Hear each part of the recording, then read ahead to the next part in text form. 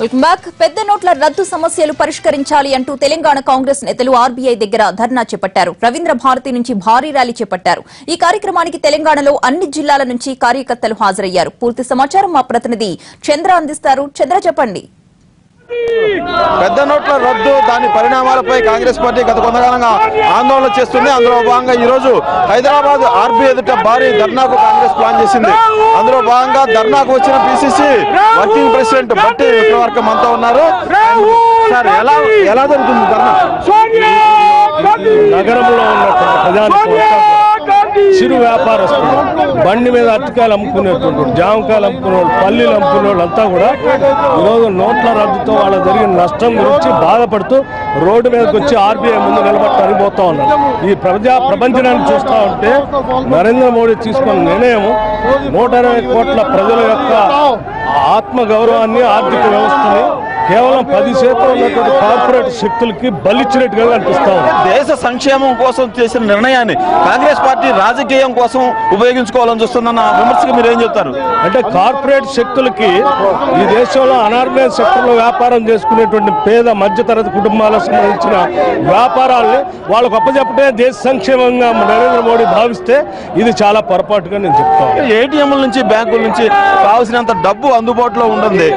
సమస్య అంతా తీరిపోయింది. ఆ రోజుల్లోనే అంత పరిష్కారం అయిపోయింది. ప్రజలెవరూ ఇబ్బంది పడలేదు. కాంగ్రెస్ మాత్రమే ఇబ్బంది పడుతుంది రాజకీయ ఉనికి కోసం అని కాదు. ఈ దేశంలో తరతరాలుగా అందరూ, సమాజంలో ఉన్నటువంటి అందరూ ఏదో ఒక రకమైనటువంటి వ్యాపారం చేసుకునేటువంటి బతికి పరిస్థితి ఉండేటువంటి వాళ్ళు, వాళ్ళందరినీ ఈరోజు ఒక్కసారి వాళ్ళ వ్యాపారం మొత్తం కూడా కార్పొరేట్ శక్తులకు అప్పచెప్పారు.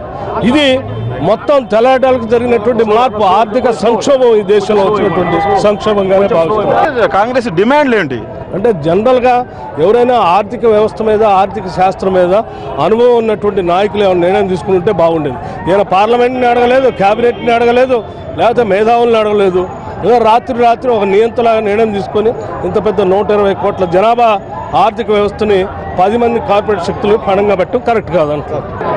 మాజీ మంత్రి శ్రీధర్ బాబు ఉన్నారు. సరే, ఈ ధర్నాతో ఏం చెప్పదలుచుకుంది కాంగ్రెస్?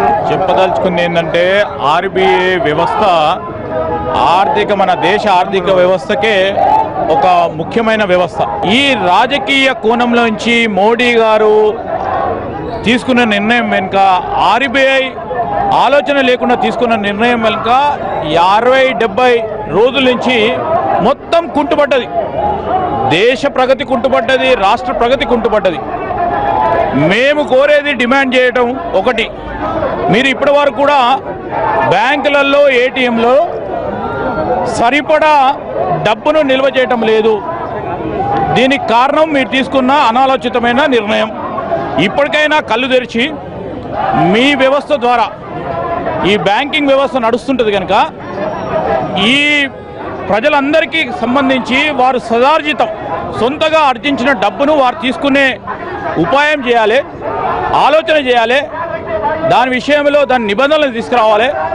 వివిధ నిబంధనలు తీసుకొచ్చి వారు సంపాదించిన సొంత డబ్బును కూడా తీసుకోలేని పరిస్థితుల్లో ఉన్న వైనాన్ని ఇప్పటికైనా ఆర్బీఐ గమనించి వెంటనే సులువుగా చేయాలని, డబ్బు అందుబాటులో పెట్టాలని ప్రధానమైన 5 డిమాండ్లు ఉన్నాయి ఈ ప్రభుత్వం పైన. ఇక్కడ ఈ ధర్నాకి వస్తున్న పిసిసి చీఫ్ ఉత్తమ్ కుమార్ రెడ్డి ఉన్నారు.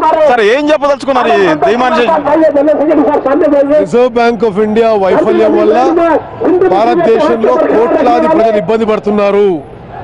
ఇప్పుడైనా పూర్తి స్థాయిలో ఆంక్షలు ఎత్తివేయాలి. అదేవిధంగా రిజర్వ్ బ్యాంక్ ఆఫ్ ఇండియా పూర్తిగా వైఫల్యం చెందింది.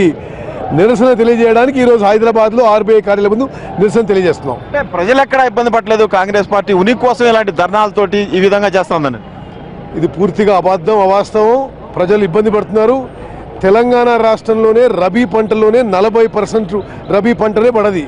అదేవిధంగా తెలంగాణలో బ్యాంకులు ఈ రబీ పంటకి 40% వరకే లోన్లు ఇవ్వగలిగిన ఈ క్రాప్ లోన్స్. ఇది పూర్తిగా బ్యాంకుల వైఫల్యం, ఆర్బీఐ వైఫల్యం. సామాన్య ప్రజానికి ఇబ్బంది పడుతుందని చెప్పి నిరసన తెలియజేస్తున్నాం. మీరు చెప్పండి, ఈ ధర్నాలతోటి ప్రజలను ఇబ్బంది పెట్టడం తప్ప ప్రజలను ఇబ్బంది నుంచి ఎలా బయటేస్తారు? దాదాపు 73 దినాలు అయిపోయింది. ఇప్పటి వరకు 24,000 రూపాయలు కూడా సరిగా డబ్బులు దొరకడం లేదు. రైతులు ఇబ్బంది ఉన్నారు, కార్మికులు ఇబ్బంది ఉన్నారు, డైలీ వేజెస్ పని చేసే వాళ్ళు ఇబ్బందులు ఉన్నారు. Reserve bank of India total fail అయిపోయింది. ఇది ఒక అటానమస్ బాడీ పోయి గవర్నమెంట్ ఆఫ్ ఇండియా చెంచాగా మారిపోయినారు. గవర్నర్ గారు గవర్నమెంట్ ఆఫ్ ఇండియాగా చెంచాగా మారిపోయినారు. కాబట్టి నిరసనగా మీ యొక్క రిజర్వ్ బ్యాంక్ ఒక ఇండియా అటానమస్ బాడీ కాబట్టి మీ విలువ కాపాడుకోండి అని చెప్పేందుకే ఈ రోజు ఈ ధర్నా కేంద్ర ప్రభుత్వం రాహుల్ గాంధీ యొక్క ఇన్స్ట్రక్షన్ మీద ఈ రోజు ధర్నా చేస్తున్నాం. వడ్డీ బంకుల దగ్గర నుంచి బ్యాంకుల వరకు మొత్తం కూడా నష్టపోయాయి. ఈ సమస్యను కేంద్ర ప్రభుత్వం దృష్టికి తీసుకెళ్లడం కోసమే ఈ రోజు ధర్నా చేస్తాం. ఎందుకంటే ప్రస్తుతం ఆర్బీఐ ఎదుట ఈ ధర్నా కొనసాగుతుంది. ఈ ధర్నాను అనంతరం ఆర్బీఐకి ఒక వినతిపత్రం కాంగ్రెస్ పార్టీ ఇవ్వబోతా ఉంది. బ్రేక్ తీసుకుందాం. Stay with us.